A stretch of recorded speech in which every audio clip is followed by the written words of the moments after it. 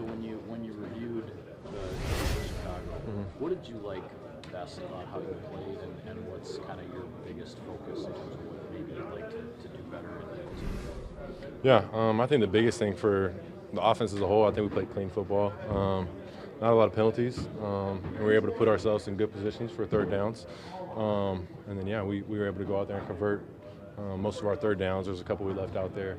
A couple passes I had to Jay Reed that just missed inside a little bit, and DBs were able to make a play. But for the most part, I think we did a good job at third down and then red zone as well, going 3 for 3 in the red zone. So. Obviously, every team is going to want to get ahead. How much, and you did, how much easier was that to play Sunday from the lead? Yeah, I think it's a lot easier. I think that's the position you want to be in as an offense. Helps the defense out, and now the other teams, pressing, trying to make plays a little bit more, and they got to throw the ball a little bit more. So it's definitely a position we want to be in a lot. Were you audibling often, and do you feel comfortable doing that yet? In the game? I don't think we had any audibles. And we'll have canned plays, and that'll be about it. But I don't think we had any audibles this weekend. Jordan, you don't have Christian last week. Mm-hmm. You guys put up whatever, 30, whatever. Aaron Jones is now hurt. Do you guys just kind of embrace these challenges if you don't have these guys? And how does that test you? Yeah, it's always a test. That's the NFL, trying to stay healthy. And then obviously when guys get banged up and if they can't go, it's always the next man up mentality. But that's why everybody gets reps during practice, and they got to be on their P's and Q's and understand the game plan in and out. So if they get thrown in a situation where they got to play, they know what they're doing. So. You mentioned health. What was your emotional reaction to Monday night, Aaron Rodgers' injury? Yeah, it sucked. I was excited to see him play, and it sucks for that to happen to him in the first series. And I feel for him. I know he's going to bounce back, and he'll do his thing in recovery and come back stronger. Have you reached out to him? Yeah, I sent him a text, but I know he's probably going through a lot right now. Phone's probably blown up, so. You know his competitive spirit. Can you just imagine the emotions he's feeling? It's hypothetical, but the emotions he's feeling at this point. Yeah, as anyone would, having an injury like that, it's tough. It's tough to hear. He's probably, obviously going through it with the injury. It just sucks. You never want to see that happen, and I feel for him. Were you watching it live? Did you get to the TV in time? Yeah, I was watching it. Yeah, I was excited to watch those guys play. Jordan, Rob asked the other day about the 14 black NFL quarterbacks that started on Sunday. My follow-up to that is, at any point during your career coming up, were you steered away from playing quarterback just because of the math, looking ahead to the future? Did anybody try to say, hey, play a different position? No, I wasn't.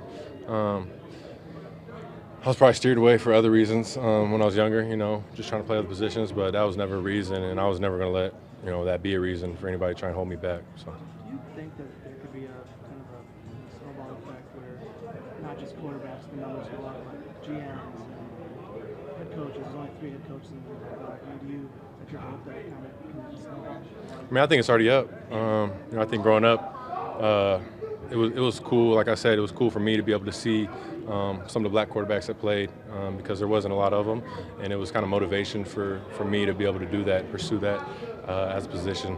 And I hope that the 14 guys that are here right now, I hope it's motivation for younger generations.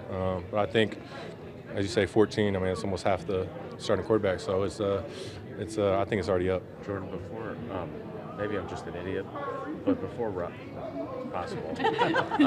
Before Rob asked that question, I didn't really think of you in any terms. I just thought of you as the Packers quarterback, and I didn't think of Justin Fields that way either. What part of your identity do you have that factored in, I guess? Mm-hmm. I think it's a part of my identity. It's a huge part. It's just kind of part of my story. And I guess for all the other guys, it's part of their story as well. But it's not something you're thinking about on the daily. But when something comes up like that, it's just an awesome reminder, and it's cool that where the league's at right now. And then, like I said, it's awesome for younger generations to be able to see that and continue to pursue that for themselves. Get it back to Aaron Rodgers. You know him pretty well. Do you see him recovering and going out there and playing again? A lot of people say that this might be it, but what are your thoughts that possibly he could happen? still a future of football. Yeah, I mean, I can't speak for him, but I mean, I know him. He's a very competitive person. I have no doubt that he'll be back, and he'll kill it in recovery, and yeah, be back. Looking at Atlanta, what sort of challenge does Jesse Bates present? Say that again, sorry. What sort of challenge does Jesse Bates present? Yeah, no, Jesse is he's a really good safety for them. He's a ball hawk. You've seen the numbers he had last week with 2 interceptions and a forced fumble. So, he's a ball hawk. He's a really good player, he's a very instinctual player, and he plays on quarterback's eyes, and that's how he made his plays last week. So, definitely a guy we got to be looking out for, and just know where he's at all times. Does he do anything pre-snap to sort of disguise what he's doing that maybe he does better than other safeties? I think he's just a vet. He's been around. He's played a lot of ball, and I think he's a savvy guy. He plays in the post and makes quick reads on quarterback's eyes and where they're playing, and he triggers very hard on passes, and he's a ball hawk. He has good ball skills, and he goes make plays on it. But I think he's just a vet. He's played a lot of games, and he knows what he's doing back there. I mean, as you said, he'll read your eyes. What do you do to kind of counteract that and not let him read you without changing your entire game like for one person? Yeah, no, I think you just got to make quick decisions and not stare receivers down. And then you just got to know where he's at. You know that he's probably going to jump a lot of your passes, and just be aware of that. You guys felt good, I know, coming out of the preseason, but having won a game, what was your feel of this locker room, even coming back now to Wednesday, having started off 1-0 as a football team? Yeah, I think that's kind of the mindset we had going in this week, was that we were going to win that game. So I don't think anyone's overexcited about it. We went there and handled business, and that was what we plan on doing. So now we're just focused on this week and doing the same thing. Same mindset? Yep. Can you speak to the versatility that you guys have on offense? Because it looks like you put a lot on film in terms of just a variety of looks. You had a bunch of different receivers, tight ends cycling through. What does that do to stress the opposing defense? Yeah, that's a credit to Matt and Steno. They come up with some great schemes every week to kind of just stress the defense out, make them play different defenses and give them different looks. And then, we're trying to make everything look similar, whether it's run, pass, play action. So it just makes it harder on the defense. They got to look at more film. They got to study more looks and have a plan for it. How much are you guys talking this week, Jordan, about just running the football better and as an offense as a whole? I mean, I think that's always a goal for us, is to run the ball well, because it sets up so many different things in play action, pass game. I think it just helps out pass game in general when a defense got to be worried about the run. So it's something that we strive to be great at every week. Something we'll do this week. Jordan, if you see something in the opening drive that the defense is doing you didn't anticipate, and maybe you don't have a check for it, talk about them, what happens at the end of that drive. Do you report that to Tom? Is there a minute to talk to Matt about it? How do you report that information as a quarterback so you get ready for the next drive? Yeah, I mean, we'll all see it. The coaches, I mean, they do a great job. They see all the looks the defense is presenting, but that happens. There's unscouted looks. Defenses have certain game plans week to week that you don't really know what's going to happen going into the week until you get out there maybe that first, second drive and see what their plan is. So that happens, and then you just got to go to the sideline and adjust, make some in-game adjustments. So that part of the game is always huge. Who can win the in-game adjustment battle and be ready for whatever they throw at you. And during the week, they challenge you. They say, okay, what if they double team 87? No, I think it's more of something that we go with the looks that we see on film, things that we know they've done in the past.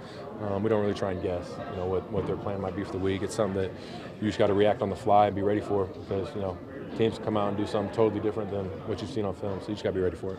Jordan, I was watching back on the TV copy. Did you know look one to Jaden? He says you did right before the half. Yeah. I mean, it was a crossing concept. I'm reading across the board. I got through that progression. I felt kind of the safety drop off of him that was guarding him, and the backers started pushing. But yeah, I was looking right, and I kind of just felt that void open up.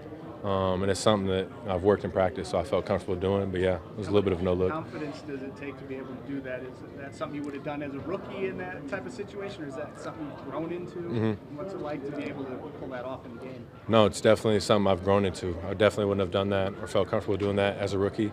But it's something that we practice with Tom. We have drills that we practice that same situation. So we do it, a couple times a week. And those are the things that make you comfortable doing in the game. But my biggest thing is you're not going to do something in a game that you've never done in practice. So you definitely got to be comfortable doing it to be able to try it in a game. So, but it's something we practice and we work on. Along the same lines, that first touchdown to Rome, he said he was actually your third read.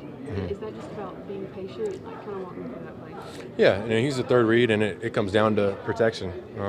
You got to be able to.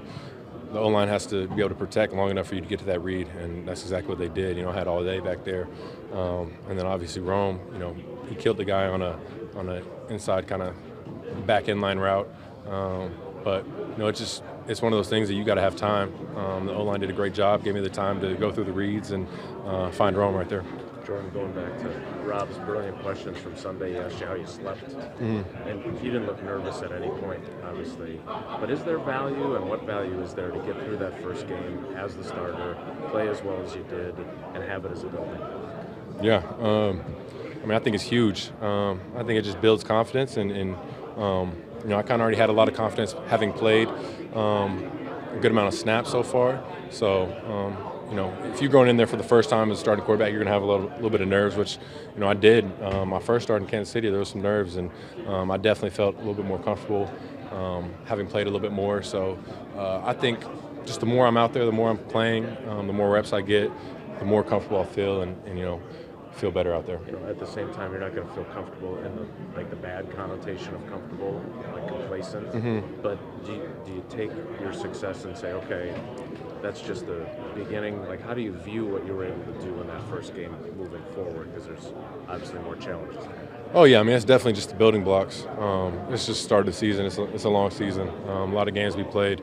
But no, I think when I say comfortable, I think just more of you know, seeing the game a little bit faster, and almost feeling more like practice out there, where you're not, you know, flustered or things aren't happening a little too fast for you, but you can kind of slow down and just get back to playing how you play, but not getting complacent. You never try and get complacent out there.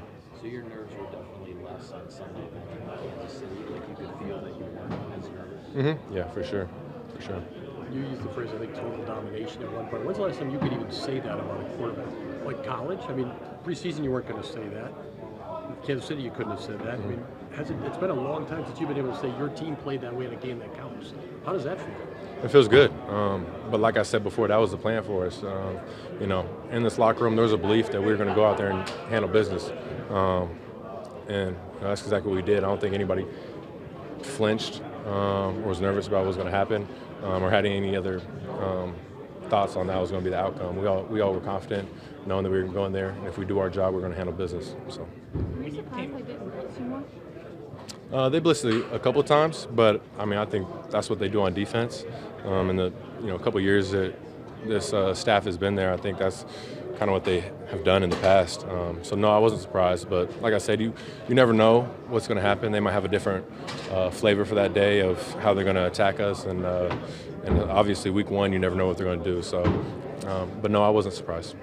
You're more for Jordan, week one coming off that win, you know, when you came off the field, there was a ton of Packer fans just waiting for you, and you were a little animated, like, let's go, and stuff like that. What was that moment like for you, knowing how long you had to wait in the wings to be the starting quarterback? Yeah, it was awesome. It was cool. I think I've seen that every away game we have, there's usually like almost 50% of the Packer fans, it feels like, in the stadium. So, and you can hear it, you can feel it, and obviously just run off the field, seeing them all in the end zone right there was pretty cool, and then cheering super loud. So it was an awesome moment. But I think it's just awesome how many Packer fans we get to away games. That definitely makes a difference.